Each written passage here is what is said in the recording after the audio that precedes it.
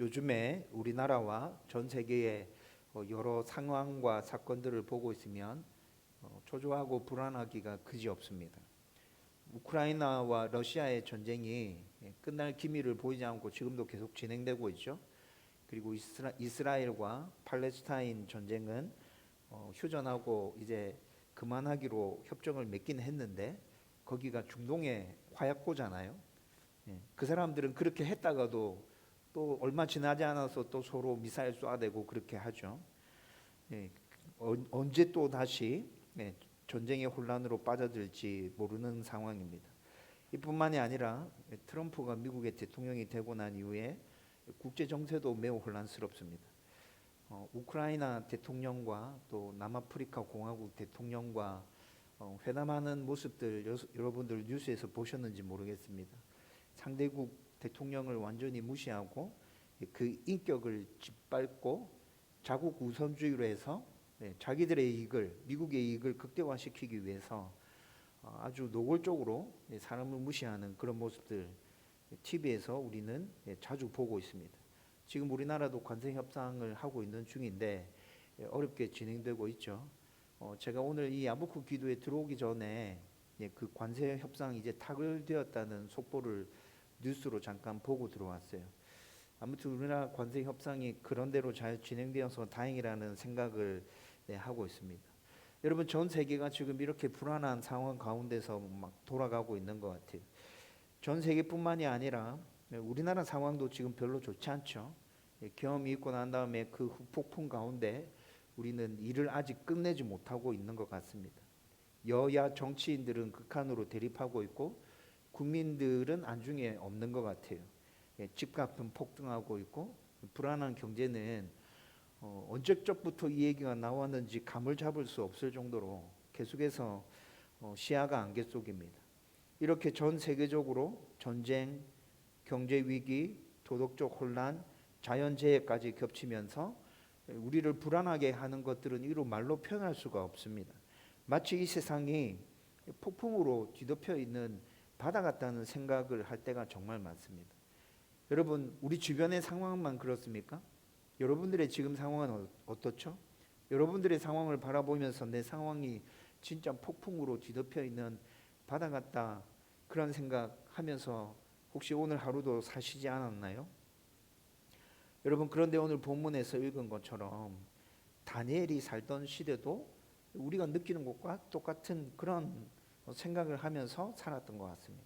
다니엘은 아마 우리보다 더 했을 거예요. 왜 그렇죠? 다니엘은 지금 나라가 망했어요. 바벨론에 의해서 나라가 망했고 바벨론은 지금 포로로 잡혀서 바벨론이라는 나라에서 지금 살아가고 있는 상황인 거죠. 여러분, 하루에도 수차례 자기의 상황이 어떻게 될지 모르는 상황에 다니엘은 지금 직면하고 있다고요. 여러분, 다니엘은 실제로 우리보다 더 많이 불안하고 초조하고 진짜 폭풍 한가운데 있는 것 같은 느낌을 매 순간 느끼면서 그렇게 살았겠죠. 여러분, 이뿐만이 아니라 다니엘이 지금 포로로 잡혀갔잖아요. 여러분, 유대민족들은 선민이라는 그 선민의 생각을 가지면서 아주 자부심을 가지며 살았던 민족인데 그런 유대인들이 하나님의 주권과 하나님의 다스림과 통치, 그런 것들이 모두 다 박살나고 이방의 나라, 우상을 섬기는 이방의 나라로 지금 포로로 끌려가 있는 상황이잖아요. 다니엘의 눈앞에 펼쳐지는 모든 상황들은 하나님이 다스리고 통치하는 그런 모습이 나타나고 있는 게 아니라 우상을 섬기고 있는 이방에 의해서 모든 역사가 좌지우지 되는 듯한 그 모습이 지금 다니엘의 눈앞에 펼쳐지고 있다고요. 여러분, 다니엘은 분명히 나는 하나님을 믿고 있는데, 하나님이 이 세상 주인이심을 믿고 있는데, 하나님 여전히 이 세상을 다스리고 통치하신다고 나는 그렇게 믿고 있는데 이 세상이 돌아가는 상황은 도대체 왜 이렇게 돌아가는 것일까? 여러분, 하루에 수도 없이 이런 생각과 이런 고민들을 하면서 다니엘이 살아갔을 것이라는 추측을 우리는 합리적으로 할 수 있게 되죠. 여러분, 이런 상황 가운데 다니엘 앞에 오늘 하나님께서 이 환상을 보여주시는 거예요. 여러분, 이 환상은 단지 이상한 꿈이 아닙니다. 여러분, 이 꿈의 메시지는 아주 분명합니다. 여전히 하나님께서 이 세상 만물의 역사들을 다스리고 통치하고 있다는 것이죠.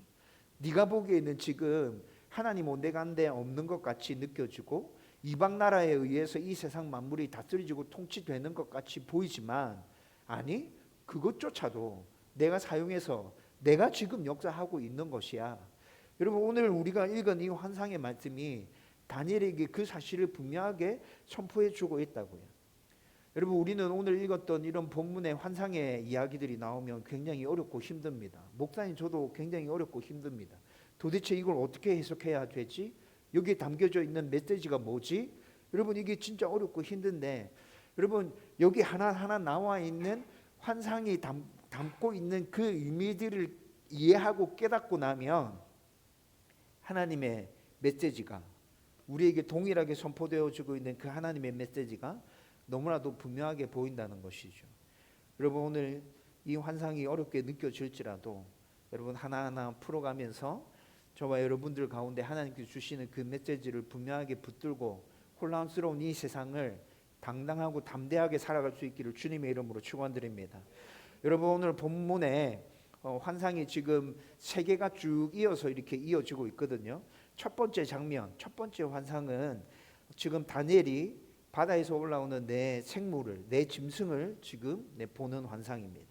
성경에서 바다는 종종 혼돈과 악의 세력으로 상징됩니다. 그 혼란의 바다에서 등장하는 네 짐승은 앞으로 세상에 등장할 네 제국에 대한 하나님의 메시지인 거죠. 여러분 오늘 우리가 읽었던 본문 가운데 등장하는 네 짐승은 우리가 일상생활에서는 우리가 살아가는 이 세상에서는 볼 수 없는 아주 희귀한 모습의 짐승들입니다. 여러분 이거를 이 말씀을 읽고 난 다음에 상상력을 동원해서 여기 나오는 짐승 하나하나를 그림으로 그려낸 사람이 있어요. 그래서 그 그림을 보면서 설명을 하나하나씩 이어가려고 합니다.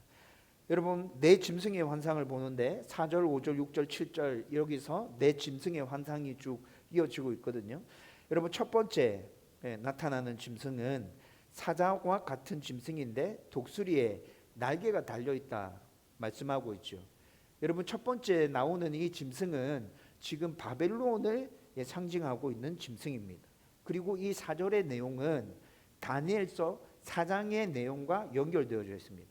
여러분 다니엘서 4장을 읽어보시면 느부갓네살 왕이 나오죠. 느부갓네살 왕이 나오는데 느부갓네살이 밤에 자다가 꿈을 꿨어요. 아주 좋은 나무가 있습니다. 열매가 많이 맺혀져 있고 진짜 한눈에 보기에도 너무 멋진 나무예요. 그런데 그 멋진 나무 아래 많은 짐승들과 많은 사람들이 드나들면서 쉬고 쉼을 누리고 뭐 이렇게 하고 있잖아요. 그런데 어느 날 그 나무가 베어지고 그루터기만 남잖아요. 여러분 이것이 무슨 꿈이죠? 어떤 의미죠? 다니엘서 4장을 읽어보면 느부갓네살 왕이 바벨론이라는 거대 제국을 이루고 너무 교만해져 있어서 하나님이 그를 심판해서 그를 7년 동안 정신병자로 들판을 헤매게 만드시잖아요. 그리고 난 다음에 7년이 지나서 다시 온전한 정신으로 회복되어지고 조금 겸손해진 느부갓네살이 하나님을 믿고 신뢰하고 따르는 건 아니었지만 이 세상에 하나님이라는 존재가 있구나라는 것들을 인정하고 그 이후에 그의 다스림과 통치를 이어가는 모습들이 나타나거든요. 여러분 다니엘서 4장의 내용이 이 내용인데 오늘 4절의 말씀은 그 4장의 내용과 연결되어져 있습니다. 여러분 먼저 사자 같은 모습이 보이고 독수리 날개가 거기에 달려있죠. 사자는 육지 짐승의 왕으로 우리는 알고 있습니다. 독수리는 하늘을 날아다니는 새 왕이죠. 여러분 굉장히 강력하고 위험 있는 바빌론이라는 나라가 사자, 독수리 이 짐승들처럼 굉장히 강력하고 위험 있는 그런 나라임을 이 짐승을 통해서 하나님께서 보여주고 있는 거예요. 그리고 4절의 말씀을 읽어보면 날개가 꺾입니다. 독수리의 날개가 꺾이는데 이건 느부갓네살 왕이 너무 교만해서 하나님 그를 심판해서 꺾으시고 7년 동안 정신병자처럼 돌아다니던 그것을 이야기하고 있고요. 그 다음에 이후에 4절 말씀 또 쭉 이어 읽어보면 사람처럼 서게 된다 말하고 있죠. 하나님께서 7년이 지나고 난 다음에 느부갓네살 왕을 다시 회복시켜서 그에게 바벨론을 다시 다스리고 통치할 수 있도록 권한을 부여해주고 또 사람의 마음을 받았다 말하고 있는데 이건 하나님을 인식하고 내가 이 세상의 왕이라 생각했는데 그게 아니구나. 그런 좀 겸손의 마음을 가지고 그 바벨론 나라를 지속해서 다스리고 통치해갔다는 것을 4절에서 이렇게 얘기해주고 있어요. 이게 첫 번째 짐승이죠. 그 다음에 두 번째 짐승에 대해서 5절 말씀에 나타나고 있는데 두 번째 짐승은 입에 이따위에 새 갈빗대가 있는 곰 같은 짐승이라고 말해주고 있습니다. 이 짐승은 메데 바사 제국을 상징하고 있어요. 여러분, 곰은 굉장히 느리지만 잔인하고 포악한 짐승입니다. 그 곰의 앞발의 발톱으로 짐승을 갈기갈기 다 찢어버리죠. 그리고 곰은 한번 물면 죽을 때까지 절대 놓지 않는다고 알려져 있습니다. 느리지만 굉장히 강력하고 힘이 센 제국, 그 제국을 하나님께서는 메데 바사 제국으로 이 짐승을 통해서 그렇게 보여주고 있어요. 이 사이에 갈빗대 세대가 있는데 여러분, 메데 바사 이 나라가 세 나라를 정복해서 대제국을 이루거든요. 그 이 사이에 있는 갈빗대 세계에는 메데 바사가 점령한 세 나라를 지금 보여주고 있습니다. 그리고 하나님께서 이 곰 같은 짐승에게 많은 고기를 먹으라라고 5절에 말씀해 주고 있어요. 하나님께서 더 많은 나라들을 정복할 수 있도록 하나님의 섭리와 주권 가운데 이 짐승에게 그런 자격을 부여해 주셨다는 말씀이에요. 여러분, 이것이 두 번째 짐승의 모습이었고, 세 번째 넘어가 보면 6절 말씀에 이제 세 번째 짐승의 모습이 나타나는데요. 등에 새의 날개 4개가 있고 머리가 내신 표범 같은 모습의 짐승입니다. 여러분, 표범은 굉장히 빠른 짐승으로 우리가 알고 있죠. 그런데 그 표범의 등에 날개가 달려 있는데 4개가 달려 있습니다. 2쌍이 달려 있다는 말이죠. 한 쌍도 아니고 2쌍이 달려 있습니다. 표범은 육지에서 굉장히 빠른데 날개가 4개나 달려 있으면 이 짐승은 하늘에서도 엄청 빠르겠죠. 이건 헬라 제국을 상징하는 짐승의 모습입니다. 여러분, 헬라 제국, 그리스 제국은 알렉산더 대왕이 세웠는데 알렉산더 대왕이 20대 중반에 정복 전쟁을 치르기 시작합니다. 20대 중반에 정복 전쟁을 치르는데 30대 중반, 불과 10여 년 사이에 유럽과 아프리카와 인도까지 진짜 엄청난 땅을 점령해서 들어가거든요.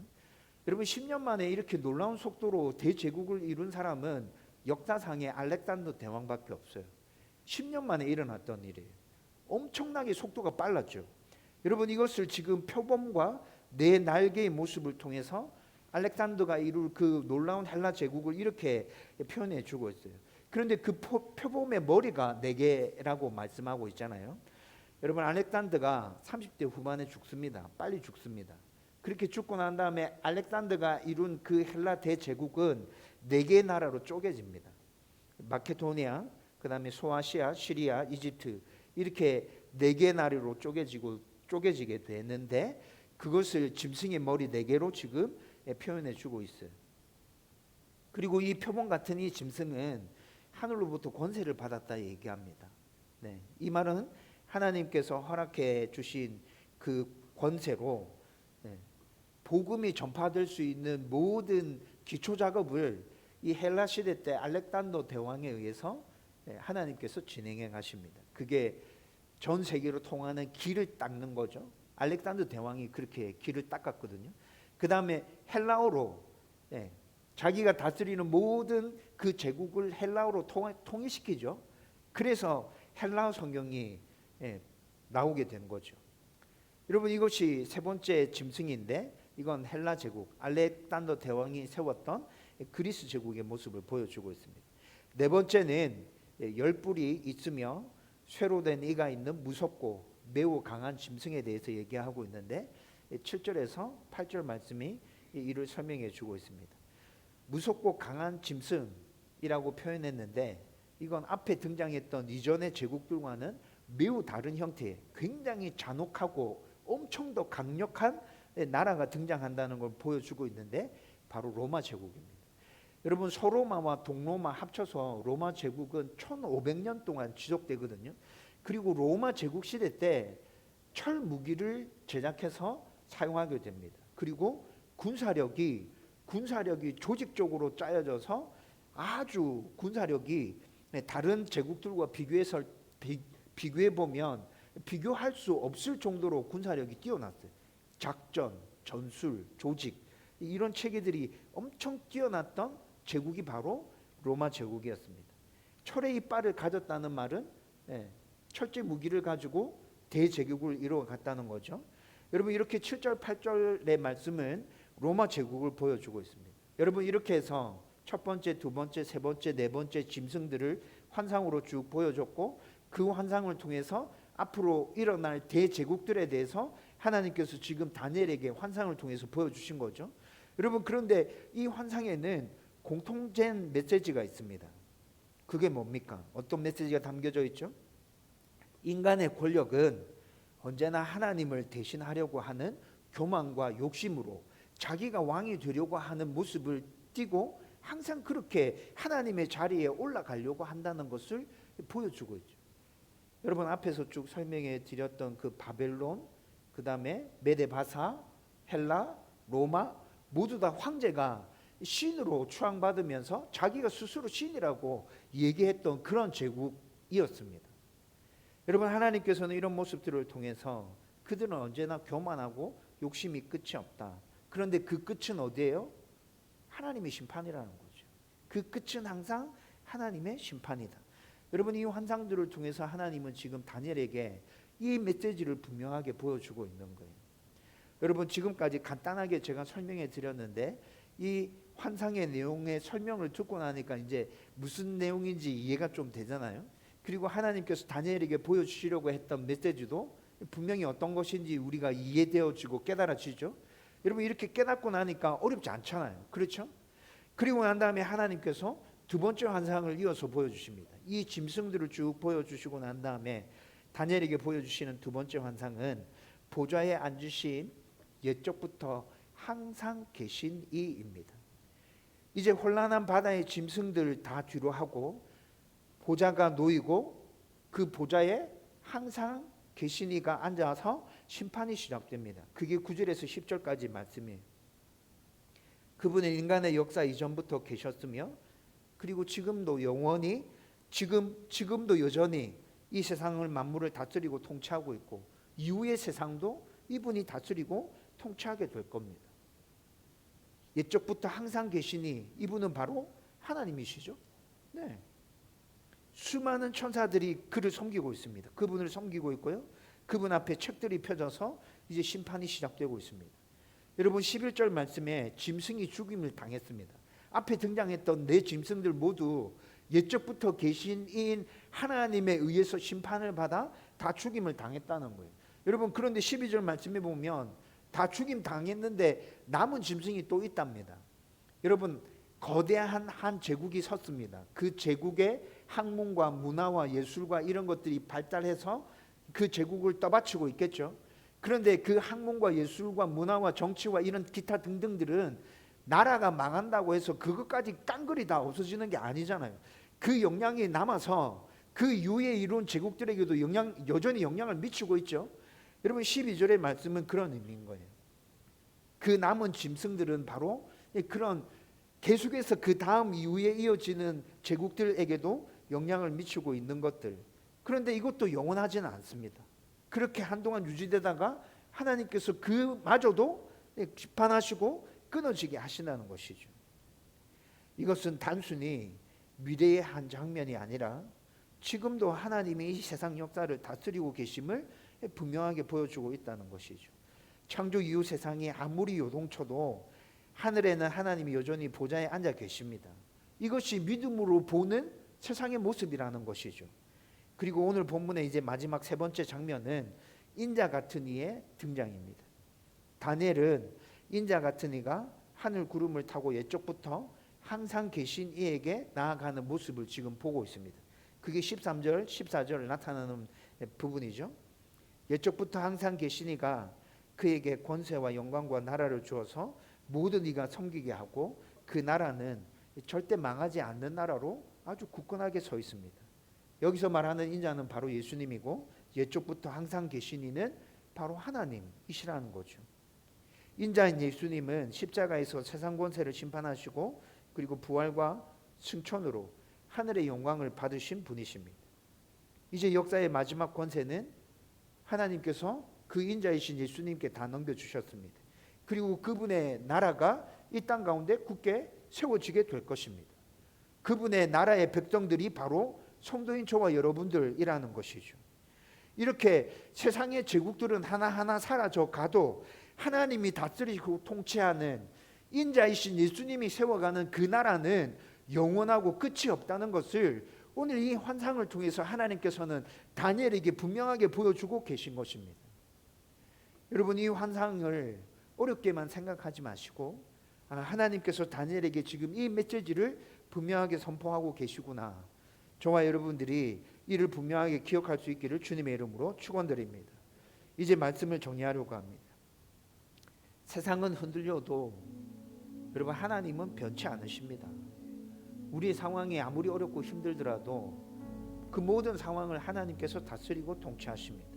오늘 우리가 사는 세상도 내 짐승이 뒤엉켜서 싸우는 아주 혼란스러운 그런 상황인 것 같습니다.